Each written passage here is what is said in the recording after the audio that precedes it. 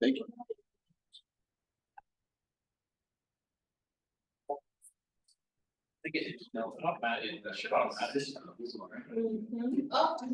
Yeah. Right. Only to let them know that you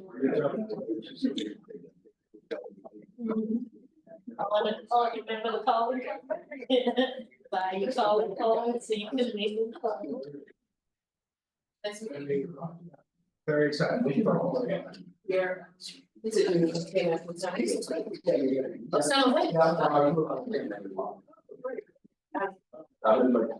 I think I was watching time. Yeah, we were going there. I had free permitted for him. I was looking.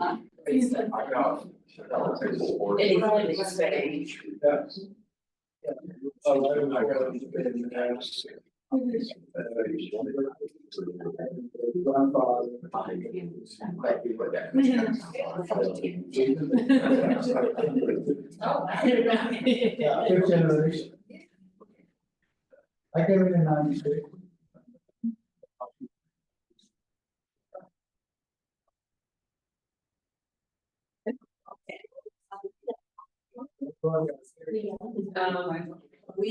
My father, we lived in Texas. But I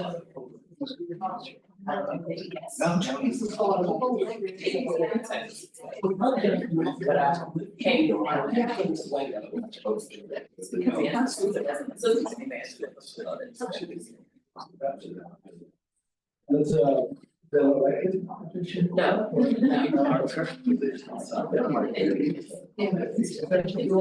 Slightly just a snippet of. Yeah, just let me see what.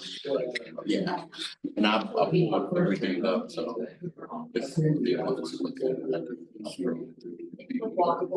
So I should mention that. Yeah, actually, I'm saying that. We get all talked about it after.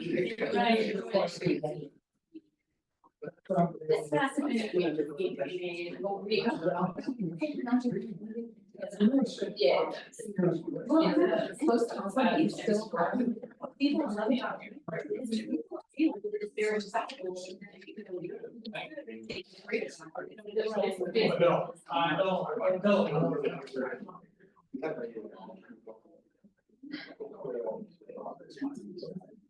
Yes. They don't get the same.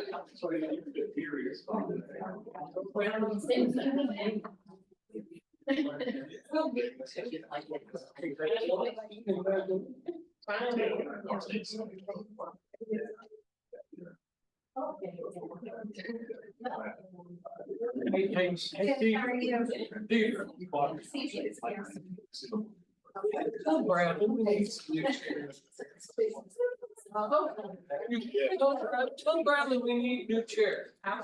These chairs aren't comfortable. I don't disagree with you, but Yeah, tell him it came from me. I'm sure that will help too, you know. Let's keep your meeting on time. Well, it's gonna be tough today from what I hear. What are you doing? Good. How are you? You have the agenda? Yeah. I do. Okay, great. I just like that, since we. Yeah, well, I sat in. Yes. And.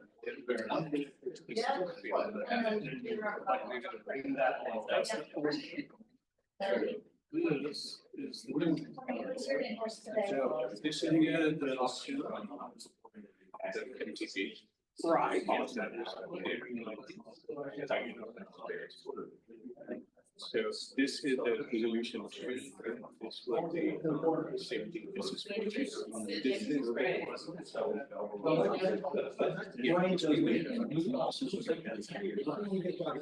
We're gonna mention this under updates on current revenues. We talked to the.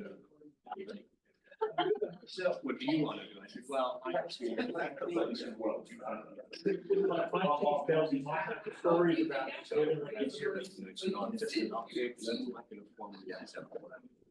So that's what we do. So this way, on the same item.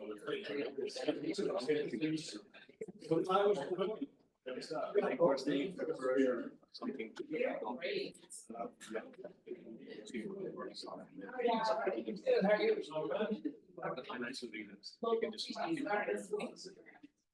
Meaning that this makes. I'm not trying to believe this, but I'm looking forward to it. That's what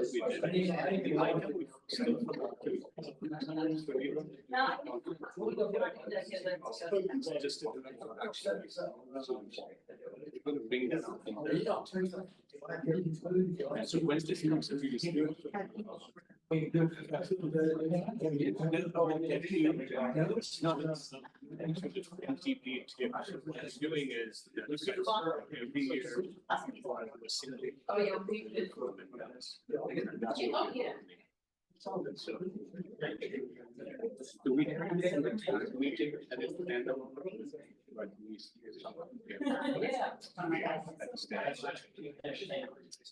but it's a minor activity, it's a direct giving direction to the staff.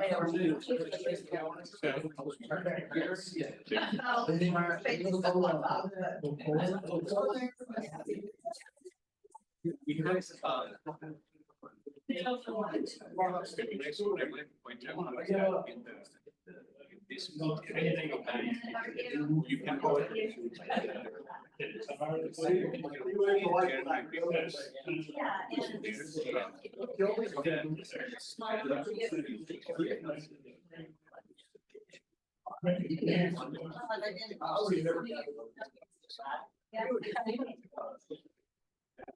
Man, it's been a jump start. I feel like ever since it was a nice little, there, now it's like, put it back in. Yeah. These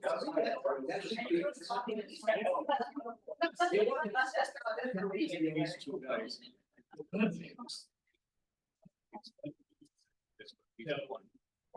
So he's this guy here. He'll be on the side.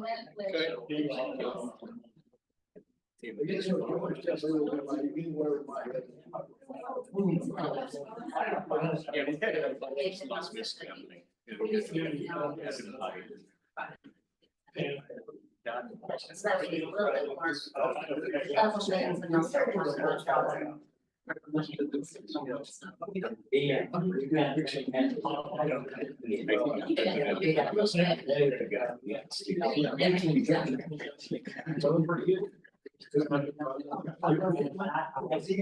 Just make it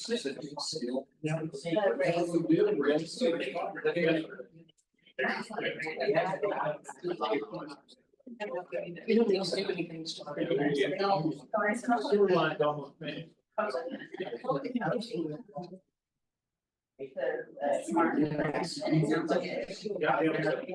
Jim will not be. I don't think he will.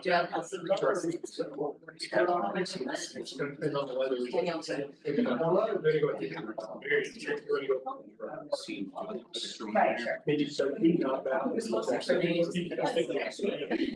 Oh, no, it's everybody. That's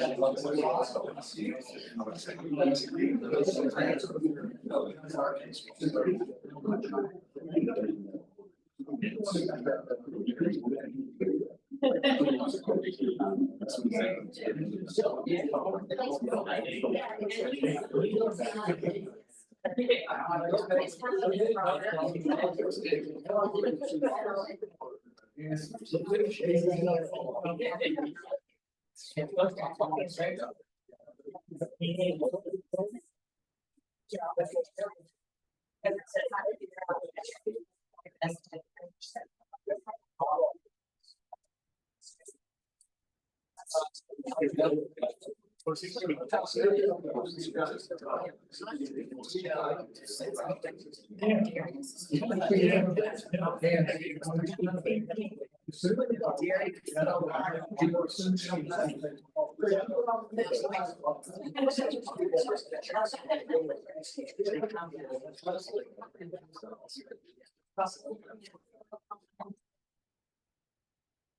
should be.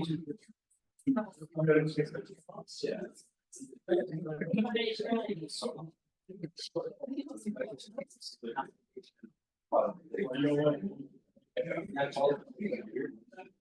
you go. Yes, that was. Are you thinking? That's right.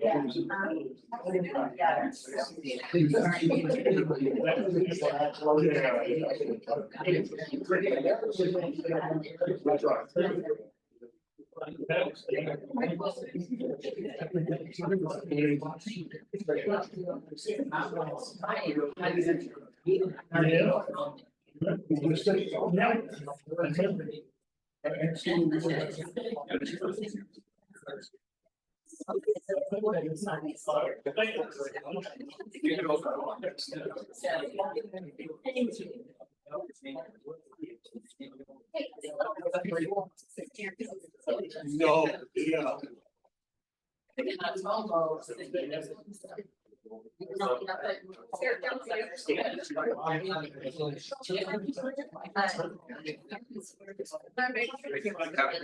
Yeah. Think we do?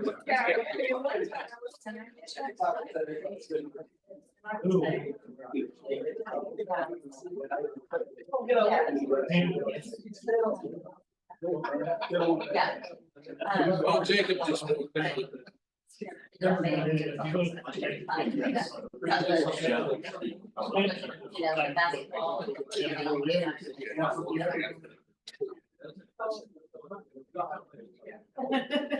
Well, good afternoon.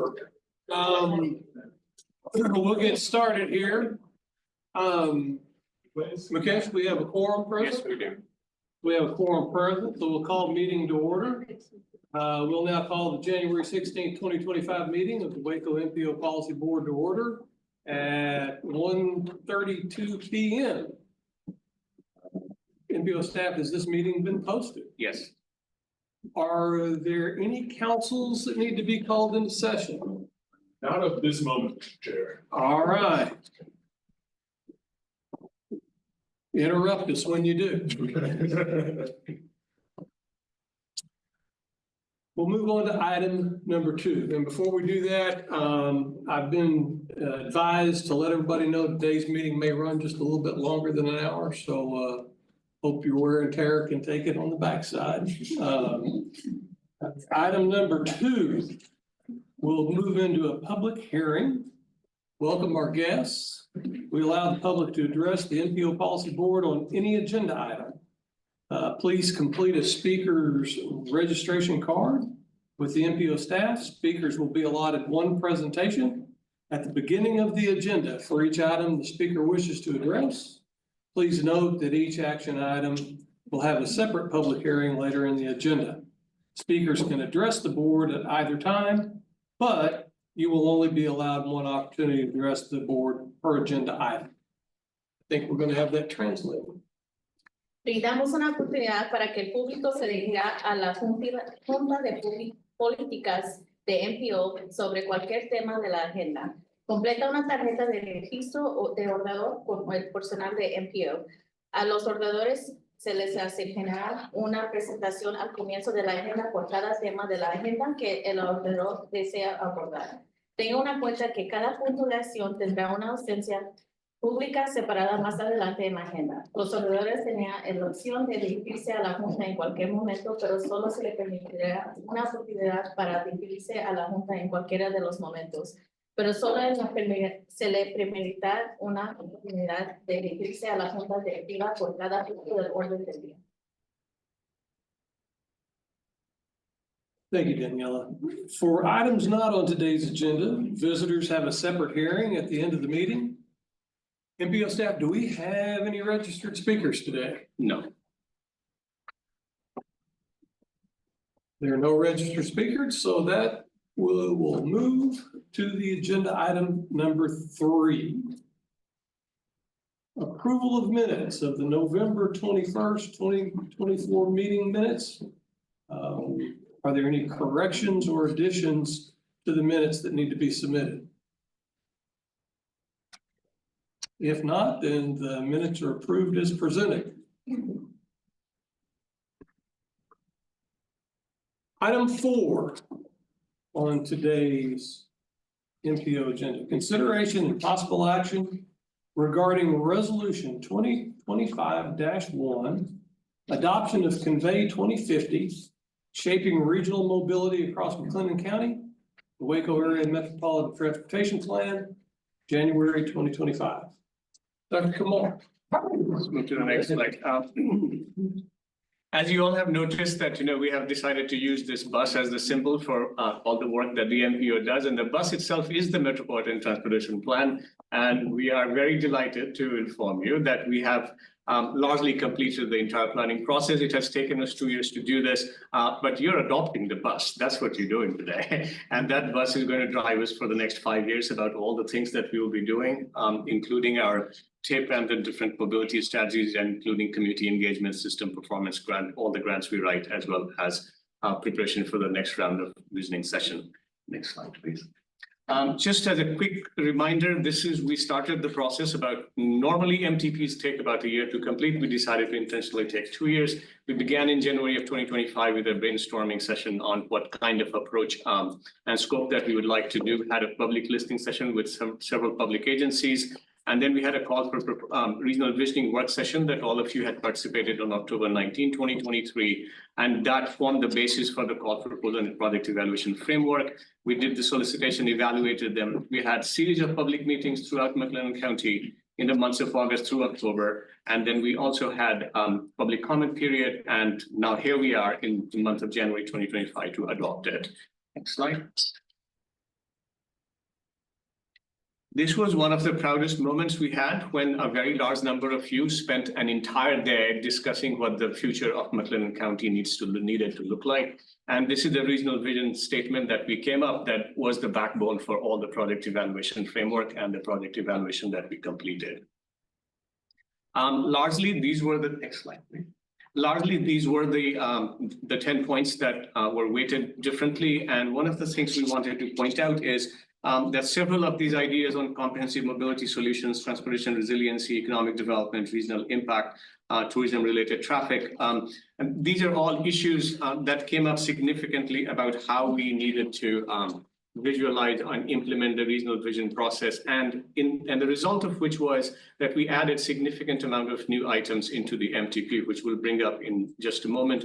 But this is what it's going to look like. We're proud to present this. This is what the main page is going to be. And most of the pages, the MPO staff has worked day in and day out for the last several months trying to get this document into a format, and so that it's something that the policy board could be proud of. This is just a few images of what the actual document is going to look like. It is entirely visual heavy, and making sure that the document remains interesting to read for public, so that it does not look like a typical government 400-page document. And so we wanted to make sure that that it was well reflective of that.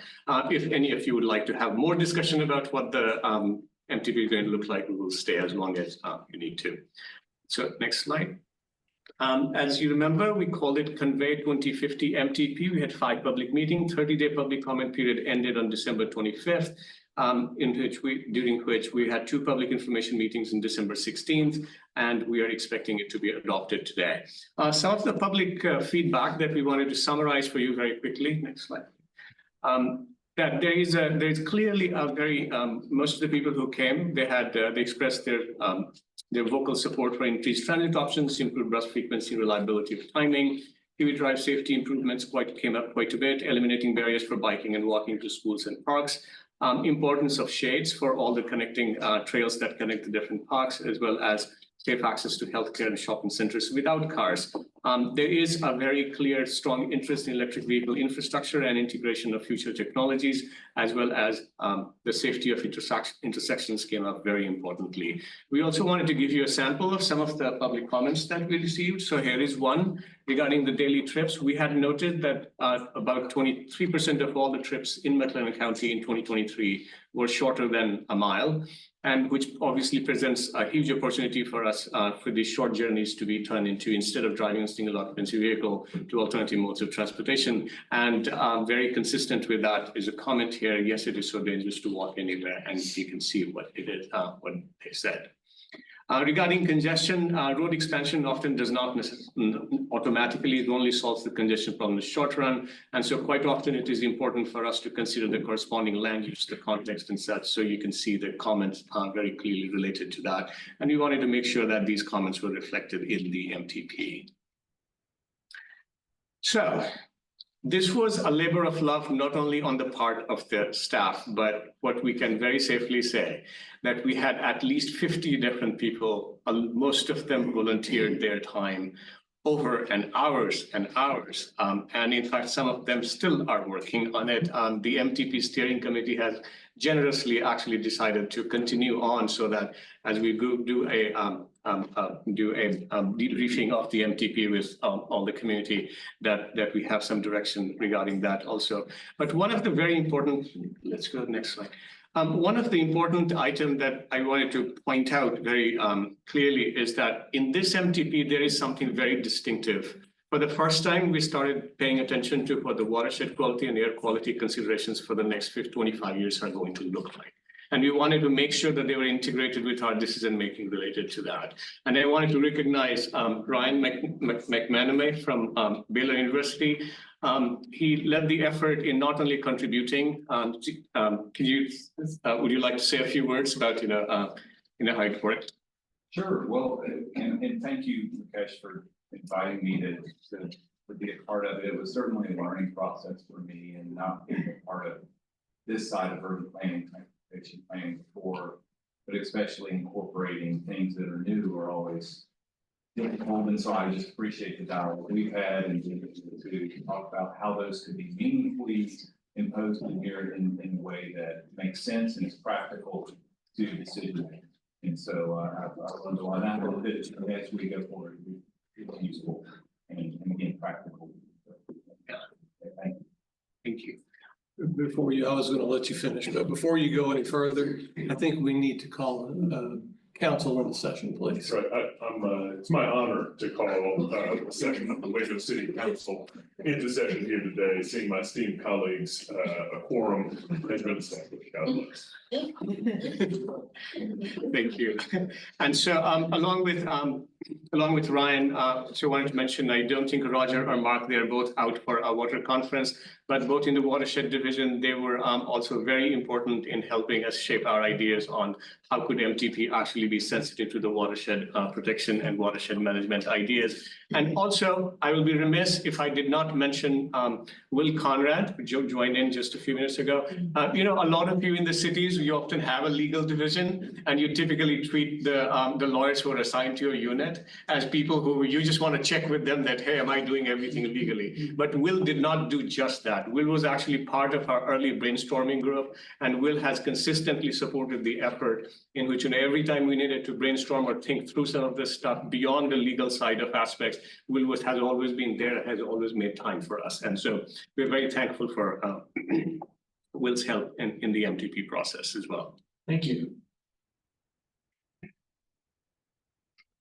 So with that being said, are there questions or concerns regarding the adoption of the 2050 MTP? Been a lot of opportunities, a lot of public input. Any questions, concerns, comments?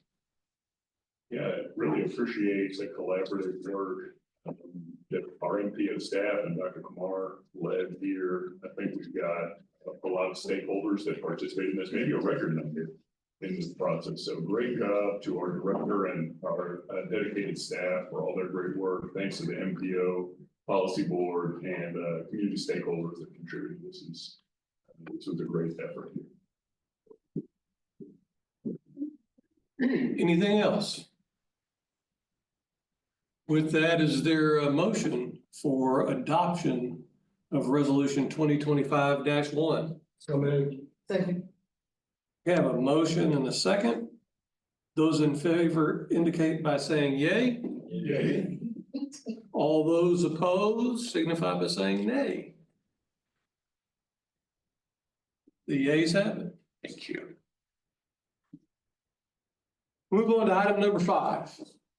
Consideration and possible action regarding approval of resolution 2025-2, authorization of MPO director to execute contract agreement to undertake place-based safety demonstration activities, including in the fiscal year 2023.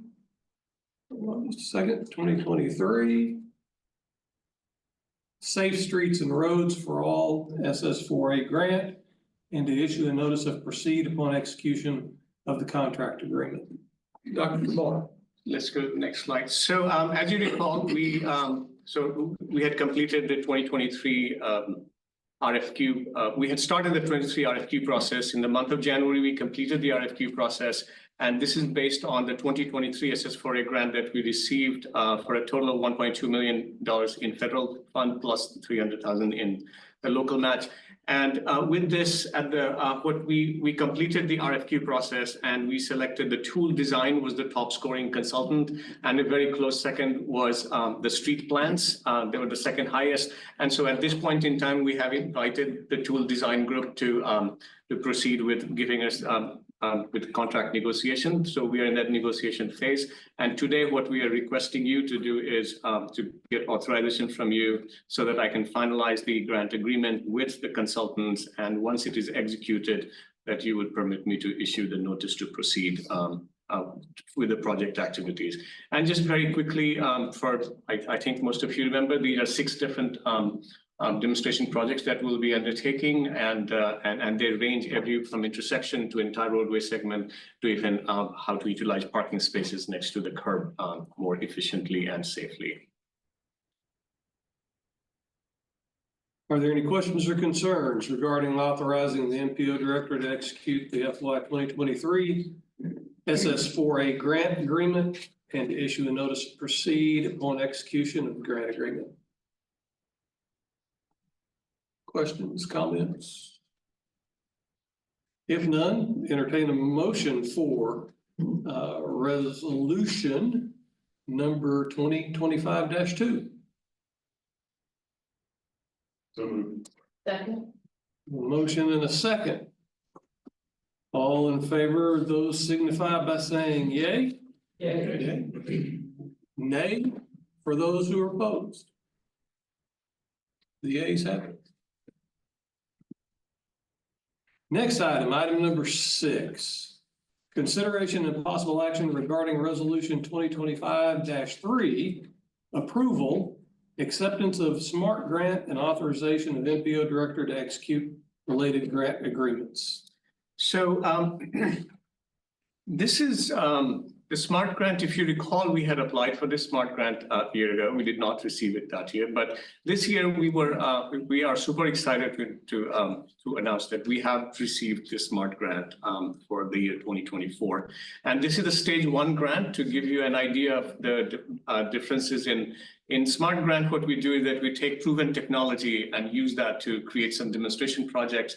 And upon the positive outcome of that project, we use that as the basis to write the stage 1, stage 2 grant, which scaled up to the much larger region. So our expectation is that in the beginning, we would like to take the I-35 section on both sides of Baylor University campus and the downtown connectivity, and also improve the connectivity and the walkability, the pedestrian experience, the vulnerable road user experience throughout downtown, as well as seek some transit efficiencies by monitoring and recalibrating some of the intersections the way they exist today.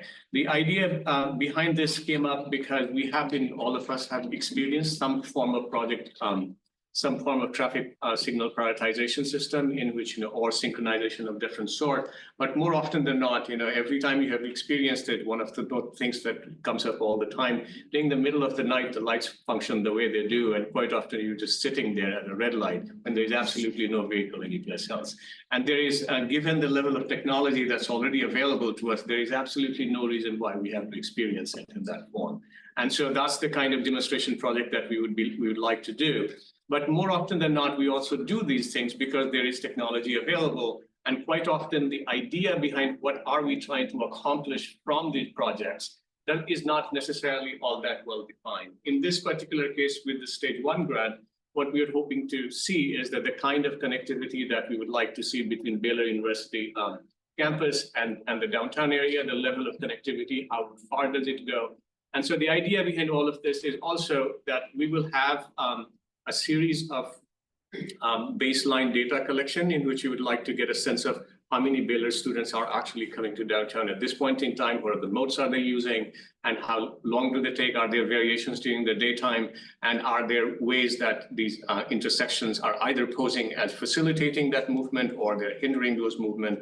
And so in that sense, what we're very excited about is the idea that we're going to be demonstrating the use of proven technology, not only in terms of how wonderful the technology is, but in fact more in terms of what the human impact of the application of this technology is going to be throughout this area.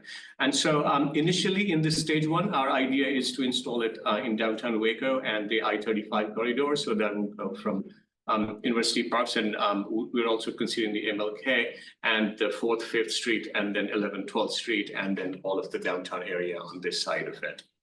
Let's go to the next slide.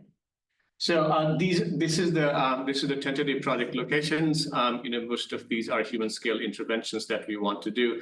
One of the things that I wanted to announce was that we made this partnership with TNL Mobility at the time of writing and brainstorming the idea of how do we do this, and they have been able to do to undertake some of these similar types of projects in both San Francisco and in around Columbus, in both Dublin and Marysville. And so we have both Paul and Paul here with us to talk about quite a bit of some of this. And so we would like to invite Paul to say a few things about the project. Yeah, thank you. So first, maybe pure coincidence, but other Paul, maybe tell them who you are, and then I'll take it from there. Paul for Koningsbrug and King's Business, translated, coming from Netherlands, business in the USA. You take our time, things that we bring in super proven, we prove that they work in Ohio, San Francisco. With this said, we like now to step into Waco to see that we can make a difference. Yeah, so my name is Paul Hoekstra. I've been in the States since 1996, originally from the Netherlands. Somehow I find myself dragged back there. I've been asked to just, first of all, I want to say thank you for the warm welcome, Mukesh, your whole team. And yesterday we were part of some electrical vehicle, connected vehicle, user group, and all that kind of stuff. And it is really striking how Waco is really leading the way what we're seeing, not only just testing technology, because that happens throughout the United States, right? But making that direct connection to how are we going to increase sales taxes? How are we going to make it even better? I think it's already a really nice experience in the downtown, but also thinking about transit, how do we get buses in and out of the transit center initially, and then thinking about how do we scale that throughout Waco. The complexity should be in that, not in the technologies. We should be able to turn a light very green. So that's kind of like the backdrop. What we're going to do. I've been asked to just give you a real quick overview of the 3 use cases and a little bit about the technology. I can talk technology all day long. So see me afterwards, and we'll be here often. But there's the 3 use cases. So the first use case is right here in the downtown area. The goal is to really prioritize pedestrians over vehicles, but in such a way that we don't stop all the vehicles, right? It has to be a balance. So that's the first one, and we want to see that the technology does that, but But then more importantly, again, right, that the shop owners will say, hey, we see more people in the streets walking from one side to the other. And when you talk to people, they're gonna say, hey, it's an even nicer experience. So that's use case one right here. Then here, I think we're gonna include a couple of intersections here, is how do we get especially people on the micro mobility, like bike, scooter, and also the pedestrians? How do we help them going from the east to the west side and back? And we're also looking into at night, can we increase the lights when those people are observed with sensors? And so that's another one. The interviews, surveys will be conducted, and we'll also look at the data. We're gonna have a lot of data. The third one, you probably know there's once or sometimes twice an hour, 8 buses leaving the transit center. Yeah. The goal is to have them through these intersections without any red light delay. Yeah. So that's the goal. Never ever anything in the real world is 100%. But we're gonna try to get really close. Yeah. Because what that will do is when that works, when we get that to work. In the next phase, when we look at all the routes, and you can see a dramatic reduction of the travel time, which then will lead to higher ridership. People are happier, it's more reliable, all that kind of stuff. For the transit dependent people, those are the things. Okay, so that's that. How are we going to do this from a technical perspective? We have little sensors. They are 5.5 by 5.5 by 5.5 little cubes. You just strap them to a pole. It's camera based, and everything is being processed on that cube. So what it does is there's a zone, and it will just count. Hey, I see so many cars. I see so many buses. I see so many pedestrians. So all the different modes, all the different modalities, comes off as a text message. Right? So it adheres to European and also American privacy regulation. And then it goes into this central place, what we call the traffic flow engine. And that calculates based on the priority that the agencies set, that you guys set. We want, if there's one pedestrian and there's 20 cars, we want the cars to go first. But when there's one bus, we want one bus to go first, kind of like that. And we'll have workshops to determine that. So based on what you want, the calculation will then say, northbound green, right? Eastbound at another intersection, red. Yeah. And it will go back to the intersections and actually tell the intersections this is what needs to happen. So that's kind of like in essence what happens. So we'll have data on where everything is every second. So now you can do safety calculations, how close where was a car to a pedestrian, how many red light running, hard cornering, all that kind of data you're going to get access to. It's your data. That we just do the technology, we own the data. The other thing that is also, it's not in the use cases, but I want to your point earlier, Mukesh, look at how often you are in front of a traffic light. Some people say stoplight, but we hope to not make it stoplights anymore. When it detects you, you're just sitting there all by yourself. That kind of stuff, you're the only one. It will very quickly then prioritize to give you green. And just think about that when you're driving about, you go, hey, in 6 months, I should not have this red anymore within this area. So that's kind of like the other thing that will pretty much immediately happen. I think do we take questions or anything you want to add, Mukesh?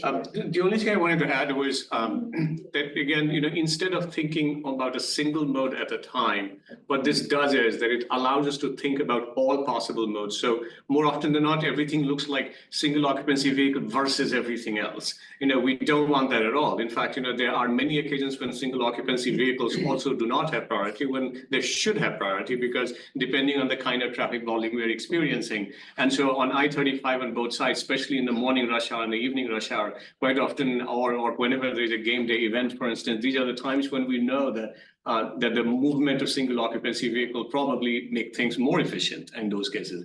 And so instead of thinking about only one mode at a time and only thinking about prioritizing that, what this does, it allows us to think about all the modes simultaneously and optimizing what the traffic flow is going to look like through any of these intersections. And so we are, and that's sort of essence of it.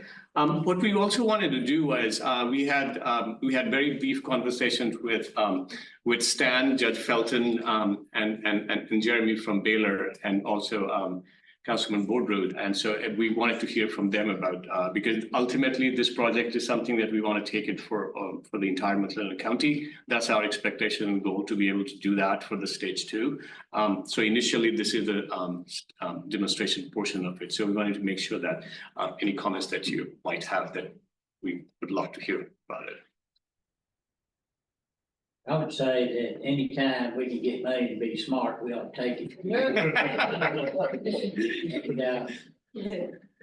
McLennan County's, even though we kind of cover the whole county, the majority of our employees and people that come that we serve are in the downtown area. And plus the amount of tourism that we have coming into Waco. As you pointed out, we need to make that experience as easy as possible to get around, get from one place to the other. Our goal is to get them in businesses and separate them from the money. And so if we can move that faster, that's great. Taking the technology with the cameras and those things and using AI programs to bring it down to what we can do to make it better is always good. I've been doing this a long time with my game camera. I'll be sure the hogs don't fall off here. But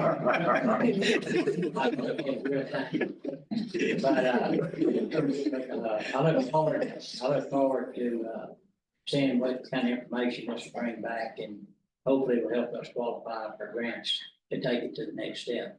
One thing I am interested in, see if it's accurate enough to see if there's actually someone using the bicycle lane downtown. I haven't seen anybody yet. Absolutely. Yes. I'll build off the judge's remarks. Councilmember Ewing wasn't able to be here, but he had some comments he wanted me to share, which I definitely agree with, which for the city of Waco, 2 of our biggest assets are Baylor University's campus in the downtown Waco area. And both of which would benefit from better mobility connections here, as we've seen earlier.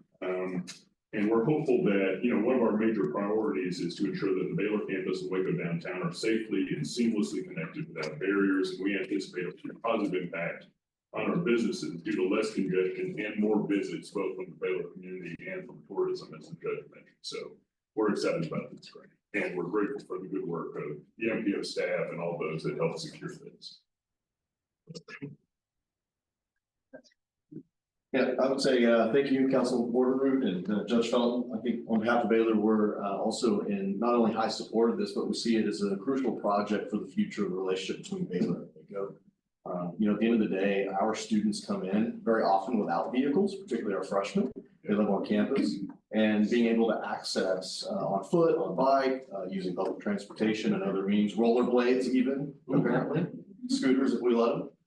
We want them to be able to easily move in and out. We want our students to make Waco their home, and the more time they spend exploring and engaging in our city, the better. And so we're excited about how this project can begin to enhance that. And of course, as a research university, we're also excited about the technical and research education. So we're building out capabilities in AI and cyber ourselves. We see opportunities to potentially partner in the future as you're implementing these solutions. Thank you. So from TechStop's point of view, we're always the ones that are out there turning dirt or concrete, asphalt. And if you notice what we've done now with 4B, which we finished a couple of years ago, and moving into 4C, is we're putting concrete for pedestrians, for bicycles, for transit, which we did not do that in the past as a society. We weren't there, but we're there now. And just like cars going up and down the road, we're never going to build ourselves out of congestion. With some of the higher density apartments being built now downtown Baylor University, you see, the segment of 4B is totally different than we had in the past. much more open, much more connected. This is the next step, in my opinion. I'm officially old fashioned now, so AI scares me a little bit. It's not when it comes to transparent AI, which this certainly sounds like it's transparent. If my Wi-Fi router goes down at the house, I lose my mind because I don't understand half of it. All I know is to unplug it, plug it back in. This isn't that way.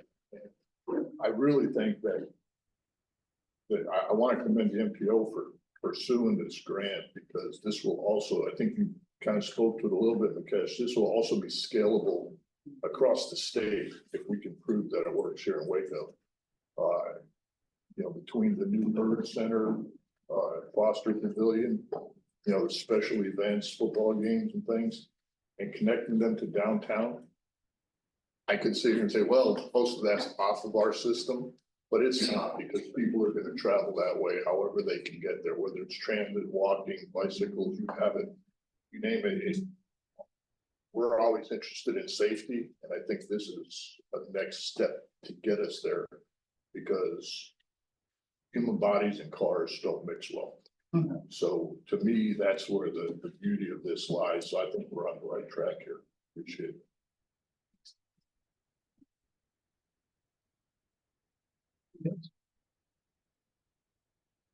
Are there any questions or concerns regarding accepting the SMART grant and authorizing the MPO director to execute all related grant agreements? Judge, did you need to give us an over and under on the hogs and the deer, or before we do this, or we just do to just go ahead and get smart, right? We just need to get smart. Okay. Yeah, I'm not giving it away.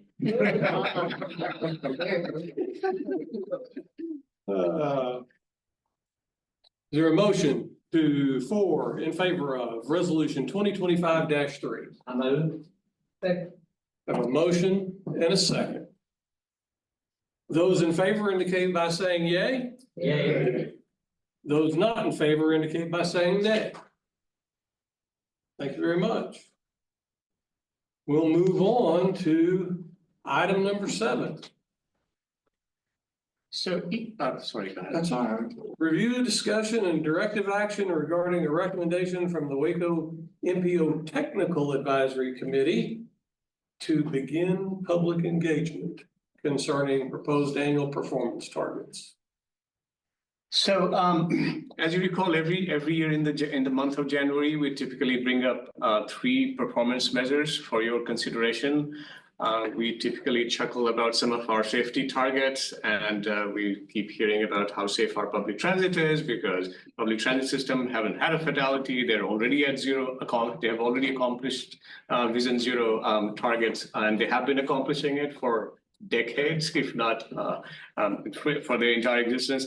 And so we wanted to bring that up again, and the federal planning process requires us to adopt this performance management related to safety, condition, and reliability of roadways and transit. And so there are 2 sets of targets related to safety, one related to public transit, other related to roadway safety, and another target for transit asset management.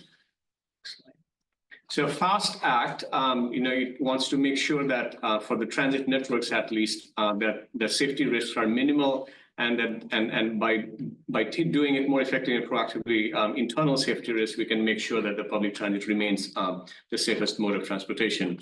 We typically establish the performance measures in terms of fatalities, serious injuries, number of safety events, and number of significant mechanical failures. And we typically reassess these targets each year and then set the new ones as needed.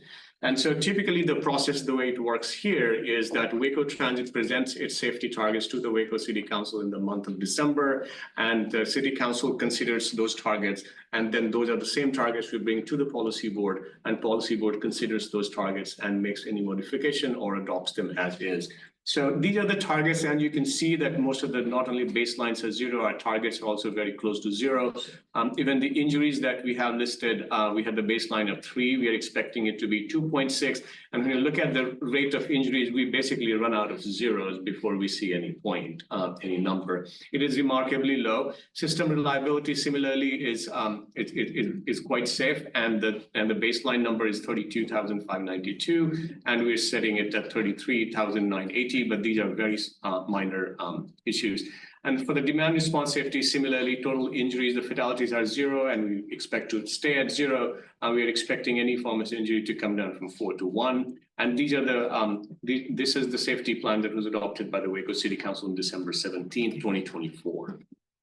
Next slide.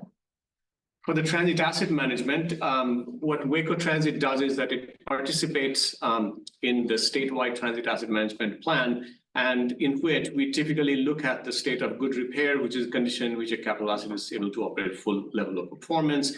And we typically want to make sure that the public FDA has been emphasizing that we need to manage these assets not only on a needs basis, but have proactively start thinking about what the useful life benchmark is going to be. And we have to have a plan to replace these vehicles before they actually get to that, get past the useful life benchmark. And so, as I mentioned, Waco Transit participates in the statewide TAM targets for 2023-2026, in which rolling stock is considered less than 15% of fleet asset should be operating beyond the useful life benchmark. Equipment that is less than 15% of asset operating beyond the useful life benchmark is what the TxDOT establishes, and the facilities similarly, so where the transit system operates from, there also we are expecting less than 15% of facilities to be operating lower than 3.1 on the transit economic requirement model scale, and in which you typically go from 1 to 5, in which 3 is acceptable, and as you go 1 and 2 are not acceptable, we expect them to be above 3 for all of them. And so since Waco Transit is participating in the 2020 in the group TAM for this entire state, and currently we are in the 2023-26, so we are presenting us to adopt the same targets for the assets. Now let's go to the roadway safety targets. This year, so there are 2 sets of targets. One is that the TxDOT establishes a statewide target because they are expecting, they have also committed to Vision Zero target for 2050. And based on that, the expectation is that for each year we set the target. And this year, TxDOT is in the process of revising its highway safety plan. And it is in discussion with Federal Highway Administration, but by law, every year in January, every MPO either makes a decision to support the target set by TxDOT or modify the target, but the target can't be higher than what the TxDOT sets. And so in this case, TxDOT has given us the instruction that for 2025, at least for the time being, we're adopting the same target that we had for 2024. And that's the reason why you're seeing in the first colored column, that is 3046, it is still at 3046. And then number of fatalities are, we again set it at 3046. Rate of fatality of 1.14, and those are in million miles traveled. And the number of serious injury targets, again, at 17,062, and these are for statewide data. And the serious injury rate at 6.39, and the total number of non-motorized fatality, those are vulnerable road user concerns, 2,357.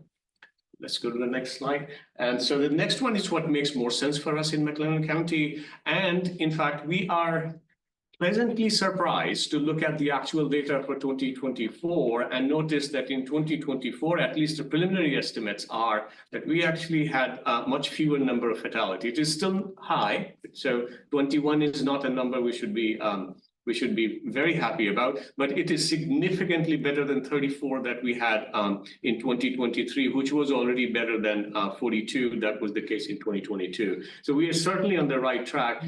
We can't necessarily attribute any of these reductions to one particular action that we have taken. However, one of the things that we could not miss was we looked at the data, and what jumped out at us was that last year, the most significant event in McLennan County, as far as roadways concerned, was actually the opening of I-35-4B. And when we looked at the preliminary estimates just for the I-35-4 section within McLennan County, we noticed that last year we had 5 fewer fatalities on I-35 from the northern and the southern end of McLennan County than we had in the year before. And so in fact, half of the reduction in fatality is attributable to what had happened on I-35.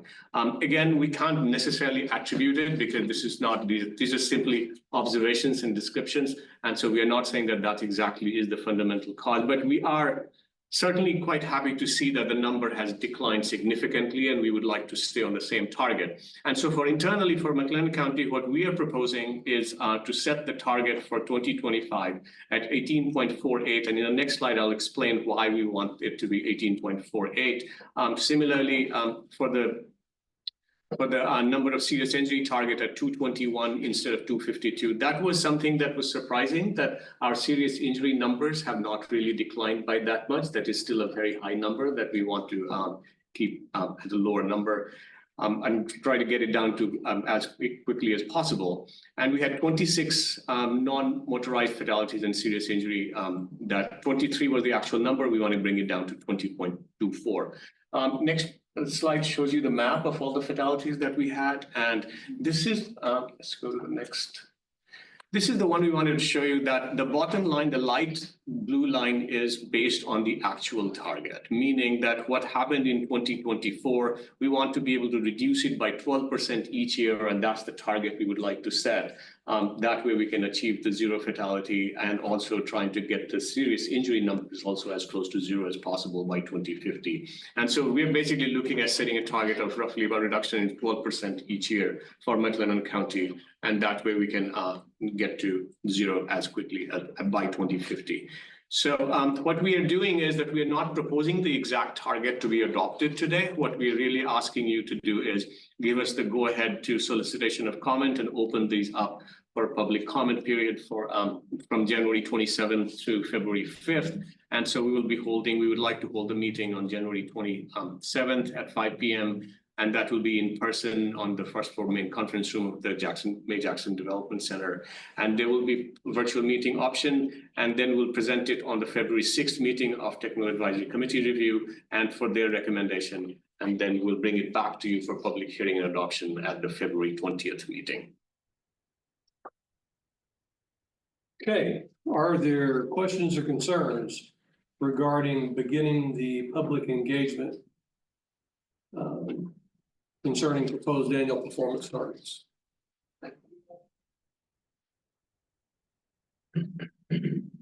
If not, then have a motion to accept these performance targets. No, we're not accepting the target. You're just giving us staff direction to open the public comments. I'm sorry, Do you open the public need a comment period. formal motion, or are you just looking for kind of a head nods?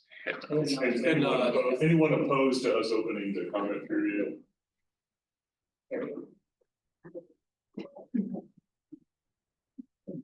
All right, there are none.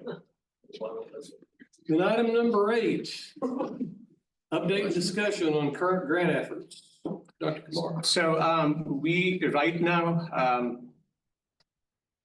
instead of simply showing all the beautiful green dots here, which of course warms our hearts thoroughly, the thing that I wanted to really thank you all about is, none of this, we have been more successful at achieving these grants than every MPO. I can't imagine if there is any MPO in the country that has been able to get these many grants in such a short time frame. But none of this would have been possible if we did not have the local fund that all of you generously created and funded. Without that, we probably wouldn't have written any grants at all. And so what I really wanted to do was emphasize and underline the fact that your generosity and your thoughtfulness of creating that local fund has really resulted in all of these grants not only happening, but we will continue on with it at least as long as we can go on with this. So we are super excited about the fact that we have been successful at almost every grant application that we've written. And we actually have had these questions that you all must have a really wonderful grant writer or staff. And so all I can tell you is that you can see everybody who writes the grant that is right here in this room. That's what, we have been able to do all of this entirely by ourselves. And on top of it, because of this, what we are, again, this for both City of Robinson and City of Belmead, both of which wrote the SS4A implementation grant, and both of them were successful. So in fact, this year, what was so wonderful about it, we actually had 3 SS4A grants just in McLennan County. And so it has been very deeply satisfying, and none of this would have been possible for local without the local funds that you all generously created for us. So thank you for that. Yes. No. Thank you, Mukesh. Now, item number 9, an update and discussion on MPO redesignation. So we wanted to, there is one significant update that we wanted to update you with, is that the TxDOT has submitted the request package to Governor's Office on September 18. Toward the end of December, the Governor's Office made a request. They had a couple of clarifying questions that they wanted to bring up. And I wanted to bring this up to your attention because one of those items we will be tackling over the next 5 to 6 years. A question that Governor's staff had was that why isn't the entire policy board composed only of elected officials?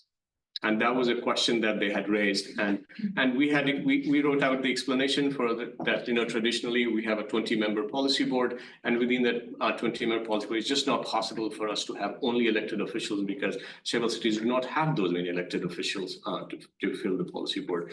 And so we are expecting a positive response very soon from the Governor's Office, but that's the status at this moment. We submitted, TxDOT forwarded the response on their behalf. We wrote out the draft of it a couple of weeks ago. And so right now we're just waiting for the final approval from the Governor's Office. Mukesh, is it fair to say that there are other MPOs in Texas that have non-electeds on their policy board? There are, yes.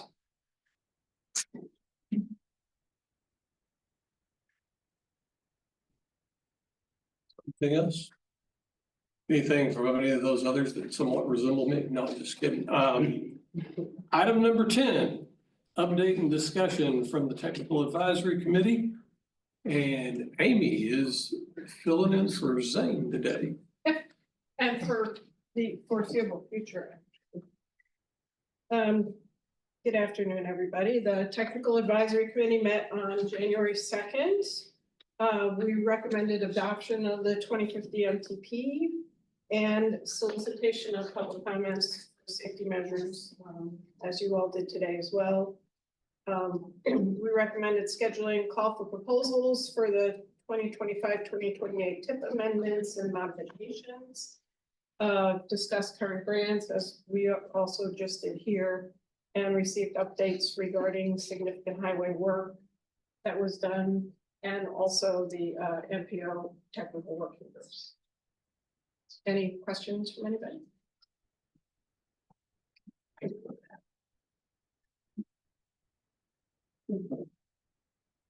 So one, before we get to the main event of the policy board conducted by Clayton, we just have one more item to request. The Technical Advisory Committee also recommended scheduling a call for proposal for 2025-28 MTP. And so instead of putting in a standalone action item from the policy board, we decided to put it as part of this. So what we would like is, again, this is simply a directive action with head nods. We would like you to direct the staff to open the annual call for amendment proposals. If you recall, each year at some point in time, we do these TIP amendments and MTP amendments. We want to streamline the process so that every year at the same time, we open the call for proposal for amendment, and then the staff does the evaluation of all the proposed changes that need to be made. Some of them can be scheduled for a period much faster. Some of them can wait a little bit longer. We want to be able to streamline that entire process. So right now, for the first time, we would like to go ahead and open the call for proposal beginning Monday, and it will last for 2 weeks. And most likely what we are anticipating several amendment proposals from Waco Transit, as well as TxDOT Waco District, as well as some of the cities that may have some recommendations for our comprehensive safety action plan. And so this is roughly the outline of what we are expecting. That proposal review and public engagement process will get started in February policy board meeting. The public comment period on those will be in the March meeting, and the amendment, as the resource will allow, it will happen throughout the March through November process. And so what we want to do is, again, effectively, instead of doing it on a randomly or when as needed basis, we want to create one consistent process so that every year at the same time, we open a call for proposal, and then we go through the process so that we all know exactly when to expect what. And so we just wanted to make sure that, next slide. We wanted to get your directive action on directing the staff to open the call for proposal for plan and program amendment. Anybody have any problem with opening the call for proposals? If none, we can keep going. Yes. Now, for what everyone's been waiting for, the updates discussion from the Texas Department of Transportation regarding significant highway construction within the Waco metropolitan area. Clayton? Severely disappointed this month. Yeah. Spring Valley, we've basically got pavement done, traffic turning and final configuration. Primarily doing some side street cleanup and punch list type work, but for all intents and purposes, this project is substantially complete. Similar story on U Parks, traffic's in final configuration, pavement work done. A little bit of coordinating left to do with City of Waco and Encore at the LaSalle and U Park signals. But there's been movement this week, so I expect that to happen soon. But again, this is another project that's basically wrapped up and will drop off. State Highway 31, we have moved westbound traffic out to detour pavement, or what will be the new frontage roads. Working on new bridge headers in the middle of 31, and then working drainage structures down 2311. Probably the big thing to note is that in the March-April timeframe, there will be an 8-month closure of 2311 to replace 2 of the structures along that FM roadway. We'll communicate that out ahead of time, but that's the next big impact there. Project timeline looking at end of 2026 for completion on that job. The next big one, I-35 Waco South. Again, this is our 4C project, so tying on to 4B out of the new road interchange. That job late in October was awarded to James Construction Group. We're looking to start work at end of next month. We've got pre-construction meeting scheduled February 12th. Along with that, there will be an open house event that evening. So we'll be providing some public information there. Looking at a 4-year project with a completion date in early 2029 at this point. I do have a baseline schedule and traffic control meeting with that contractor in the next couple of weeks. So by the time we meet in February, have some more detailed information on kind of high level phasing and timelines for the project at that point. Did want to highlight, similar to 4B, we're going to have a pretty robust public information plan. We have a public facing website for the project. We have a project email where you can sign up for lane closure updates. Major impacts will be sent out through that email address. We've got a project phone line that you can call in for any inquiries or information. We've got a public information presence there with our Twitter handle or X, whatever it is now. And then you can sign up for updates and lane closures again through that website. Like, can we call you if we find ourselves stuck in traffic and needing to get to an important meeting? Everybody else does. And that's your personal phone. Yeah. Your call will be answered in the order it was received. That's all I've got this month. So any questions? Twin Bridges did go out for bids this month. So nothing's been awarded there yet, but apparent low bidder is Orion Construction out of the Houston area. So more information to follow there as well. Clayton, what's happening on 6 out by the Twin Bridges? There were TMAs out there and signage and freeway closed signs for evening. That is utility work. There's several Encore and fiber projects around the county right now, and a lot of them are nighttime closures, mainly for those wire pulls. Questions? Thank you, Clayton.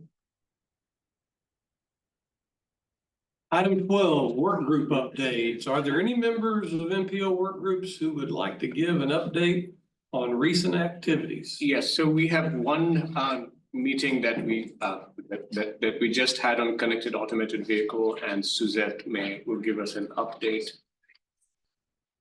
Hi, everybody. The Connected and Automated Vehicles Work Group met yesterday at Around the World Bakery. Some things we worked on, there were no new comments regarding the Connected and Automated Vehicles white paper, so that will be added into the appendix of the MTP. My phone reads this to me, so if there's pauses. We discussed the SMART grant with the representatives from TNL, which you heard from earlier. We also, FHWA denied our request for sole source procurement to hire the Centers for Transportation Research at UT Austin.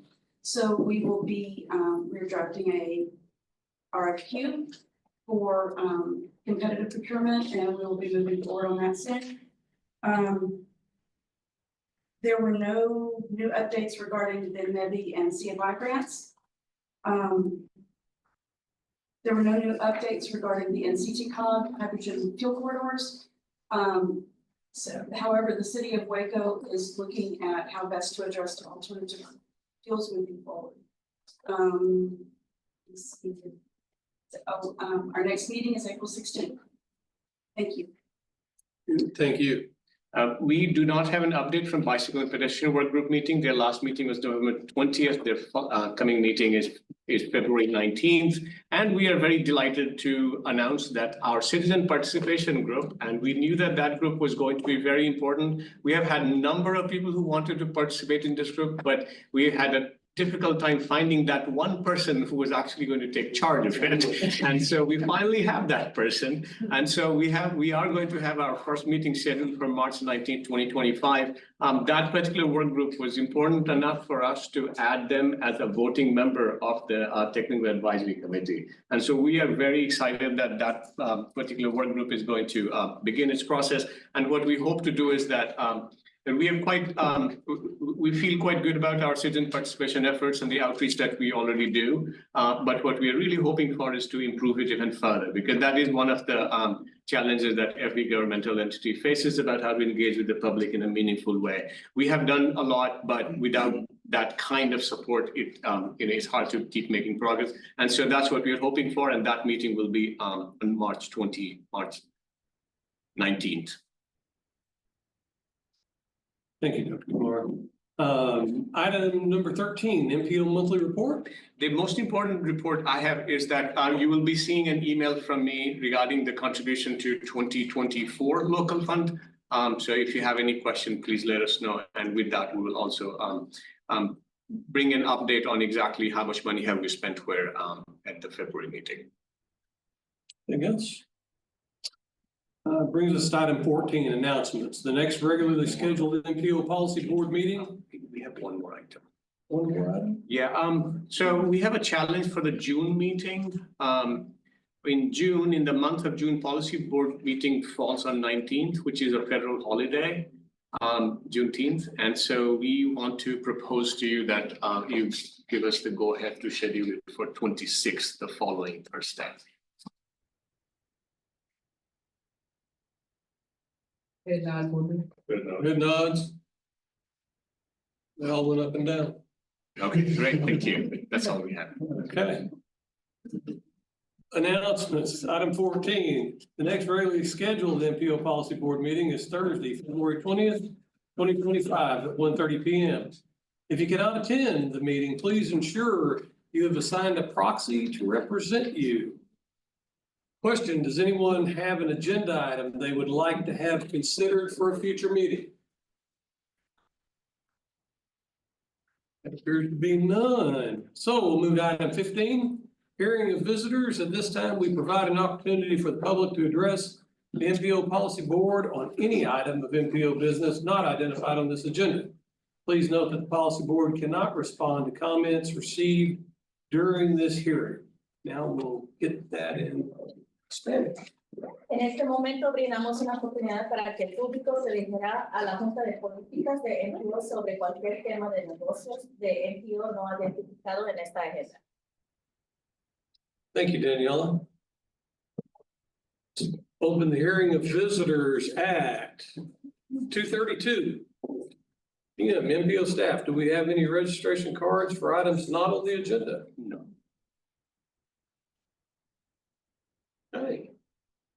If that's the case, then we can close the open hearings, hearing of visitors at 2:32 and move to item 16. Adjournment. Being no further business, we will adjourn the meeting at 2:33 p.m. And the meeting of the Waco City Council will similarly. There you go. We only went for 3 minutes. And we started 2 minutes late. There we go. We made it.